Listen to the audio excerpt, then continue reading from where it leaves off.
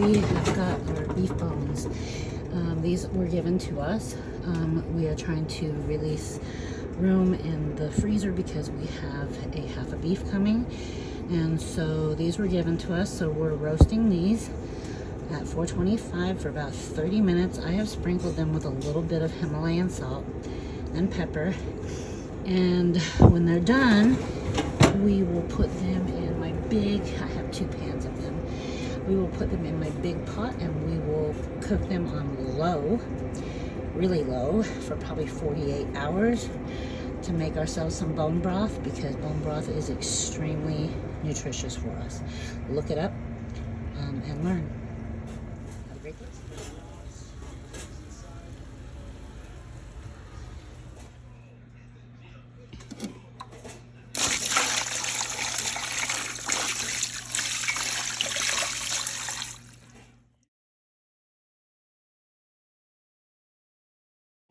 So our bones have been on a very low heat for over 48 hours, and I am finally pulling those bones out. You can see that they are empty. The marrow has come out of them. So the marrow will be filled with lots of good nutrients in our bone broth. Sorry, it's steamy. Filled with collagen, gelatin.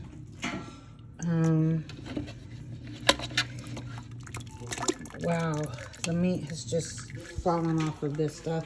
We're gonna actually use the meat in tacos tonight for dinner. And I did a ginormous batch because yesterday we went and picked up our half a beef and we needed to make room in the freezer. So here's what I've already pulled out, and I will go through and get all of the meat off. And we have a pot here. Okay, a pot with a mesh strainer with cheesecloth on top, layered, because this is not the cheesecloth that I'd like to be using. I'd like a finer one, but unfortunately I don't have that right now. So once I'm done getting all the bones and meat out, we will go ahead and strain this. We'll go into the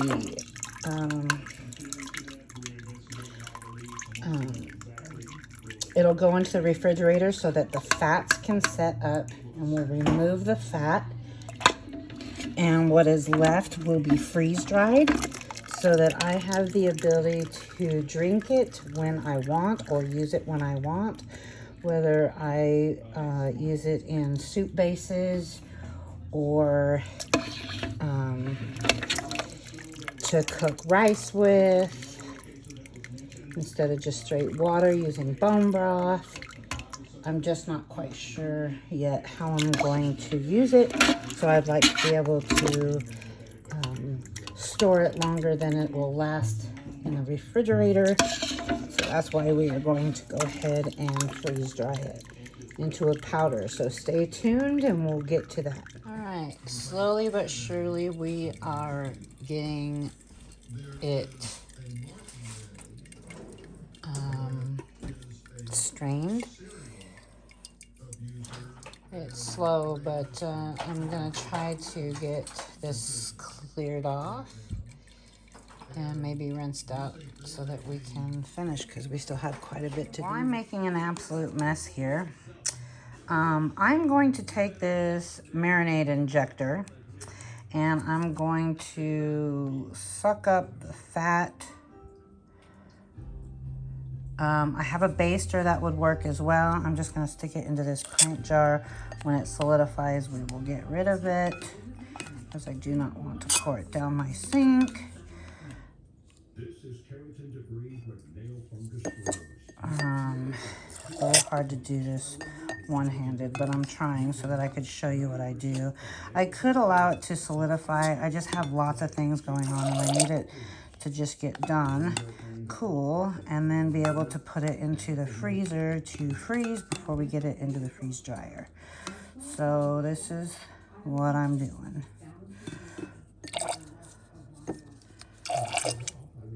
So we still have some that's straining, and we'll get back to that. But so here's how much fat we've pulled off, and you can see that I got a little bit of the broth down in here, and I will try to get to that.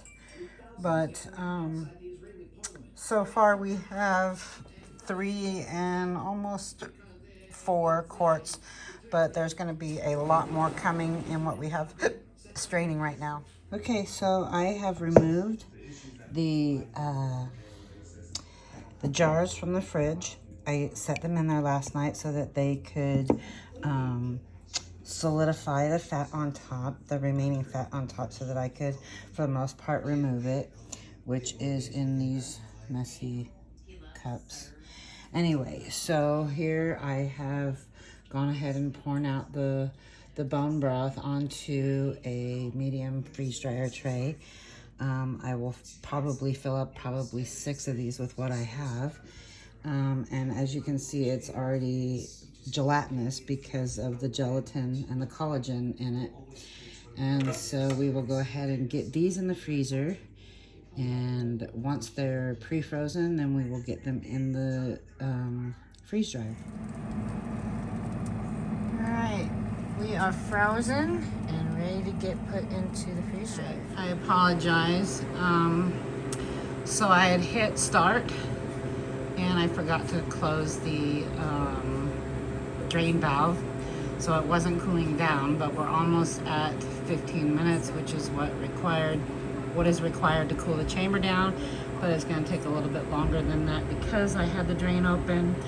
But anyway, it'll all be fine. We are at 15 minutes and I'm loading the last tray. And we will close this all the way and load food, and now continue. And that number, the 40 degrees, will continue to drop. It would have been a lot lower had I had the drain valve closed, but it's all fine. It'll keep dropping as you see. And we'll come back when it is done. Right now at vacuum freezing. It's been vacuum freezing for about 25 minutes now. We are already drying.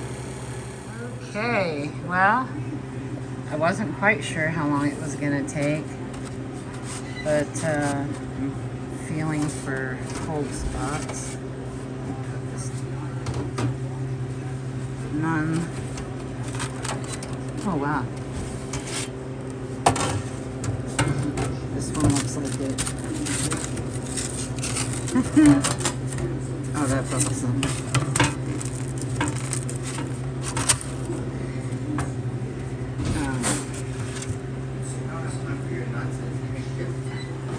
So I wanted to show you guys the ice buildup on the side here.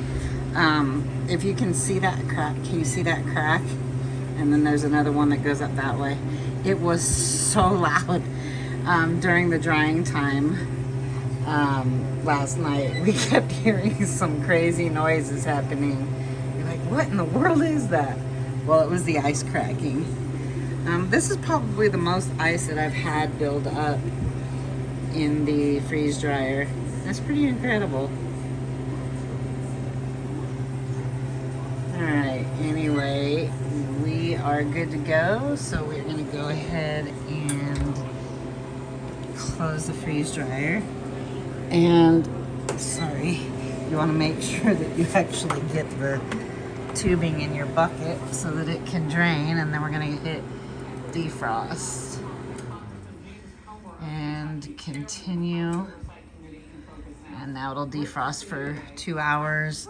And all of that will melt and drain into our bucket. So what I like to do is use a big gallon or 2 gallon size Ziploc. And I put that I break it up. Look at that, sounds like a styrofoam. Anyway, and I put in everything.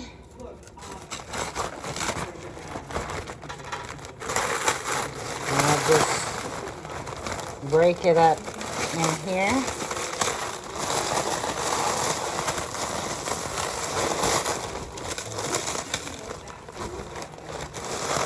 And this is how I'll start it out. If I wanted any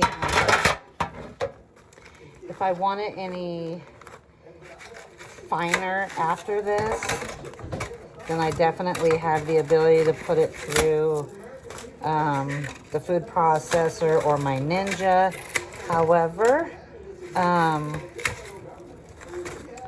sometimes I find that when I do that, because of the speed of the blades, it tends to heat up. And I just don't want to do that. So I'm going to go ahead and seal this bag because I have 2 more trays, but I need to get room. So we will definitely get this into a finer substance to be able to, as you can see, it's breaking down into a powder at the bottom, and I'll just keep doing this and bring you back when it's done. So out of those 4 trays, we ended up with 1 3/4 quarts beef bone broth. Okay, so I'm gonna go ahead and have a glass of bone broth this morning, and I'm just going to put in about a heaping teaspoon. I don't bother with weighing things since it's just for us. This is some hot filtered water. In fact, just the opposite. The worst thing you can do for growth is to tax it. If you want less of something, you tax it more. Oh, I can already smell its goodness. All right, then chug-a-lug-lug. $4.7 trillion. Yeah, that is at a point when businesses are getting scrunched. He wants to take 4. Oh, that's going to be so much easier to do it this way. Constantly worried about getting my bone broth drank up all the way before it went bad in the fridge. So freeze drying it is going to be absolute next level for us here. So, all right, that was a success. Thumbs up. And thank you for following the video. And if you're already a subscriber, thank you so much. If you're a new subscriber, absolutely, thank you so much. And make sure you hit that like button for me. That really helps with the channel. And we'll see you on the next video. Have a great day.